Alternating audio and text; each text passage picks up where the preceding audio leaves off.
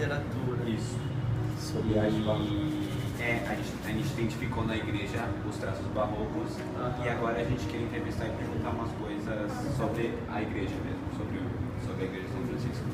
A primeira delas é a data e a construção. Entendi. Ela é do século XVI, né? Essa igreja que foi construída nos primeiros franciscanos que aqui chegaram.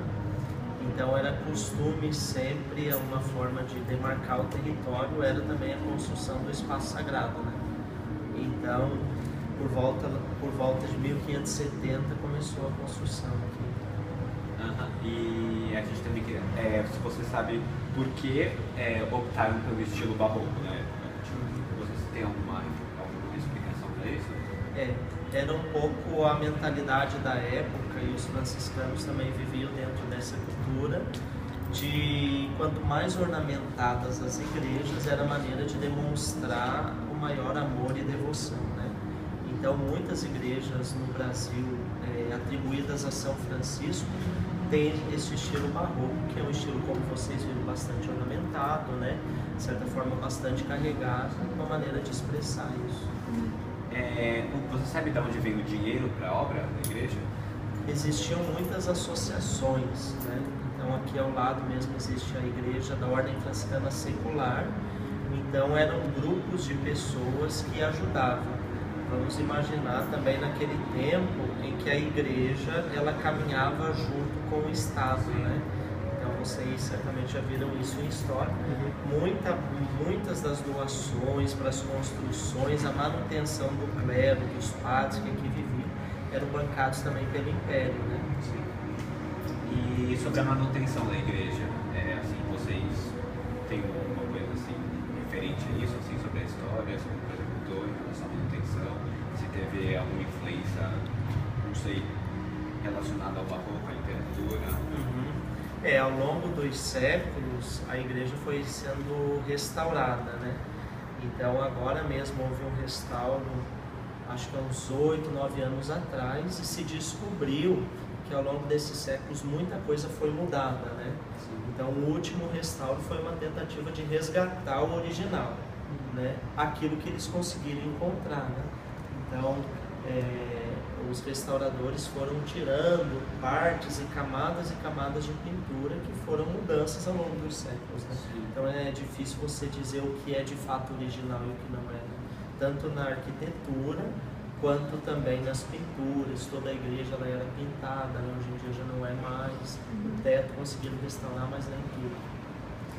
E essa aqui acho que é mais fácil. A importância da igreja, dessas igrejas, a igreja de São Francisco, a de São Francisco de Chagas, para a cidade e para a comunidade local. É uma igreja referencial, né? E eu acredito assim que hoje em dia, como centro histórico aqui é chamado Centro Velho de São Paulo, né? Essas igrejas, de certa forma, vêm a mostrar uma cultura que atravessou séculos, né? Então, praticamente mais de 4 séculos de existência, e a igreja continua aqui com as suas atividades, com a acolhida ao povo. E eu destacaria um fator, que essa igreja aqui, ela tem um cuidado muito grande para com os pobres, moradores de rua. Então, por exemplo, todas as tardes aqui, debaixo desse salão ali, são atendidos mais de 300 moradores de rua, né? A gente oferece um chá para eles com um pão. Então é a preocupação franciscana que perpassa os séculos, né, com a população mais carente. O passado e presente, então como você falou, tem uma preocupação assim com as pessoas necessitadas, acabou se mantendo, é uma coisa que começou antigamente, vocês ainda praticam, e tem mais alguma coisa, ou mudou muita coisa assim do passado e do presente? Eu acredito que a igreja mesmo como tal, ela é uma instituição grande e que as coisas são muito lentas para serem mudadas, né?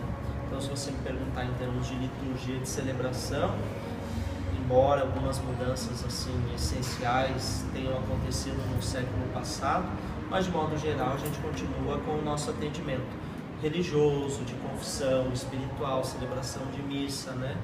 Agora, o atendimento para com os pobres mudou sim, né? Daquele atendimento assistencialista que se fazia, talvez na época, hoje em dia existe uma outra consciência, né, de protagonismo, né? O próprio chá que a gente oferece aqui embaixo para 300 moradores de rua, ele vem acompanhado de todo um círculo de pessoas que tentam trabalhar com eles, né? Então nós temos aqui a Defensoria Pública, que trabalha com eles, assistentes sociais, profissionais que tiram seus documentos, procuram trabalho para eles, enfim. Eu acho que a maneira de fazer esse trabalho social da igreja mudou bastante. E para a última pergunta é sobre as atividades. Se tem alguma outra atividade que vocês fazem além do chá, alguma das outras atividades que a igreja proporciona para as pessoas? Então existe a parte religiosa, né, que nós continuamos com a mesma, celebrações, missas, atendimentos de confissões. Existe aqui também uma outra atividade bastante conhecida que é chamada Porta Aberta. Então é uma rede de voluntários, psicólogos voluntários, que praticamente todos os dias da semana estão ali literalmente com a porta aberta para atender as pessoas, né, nesse sentido.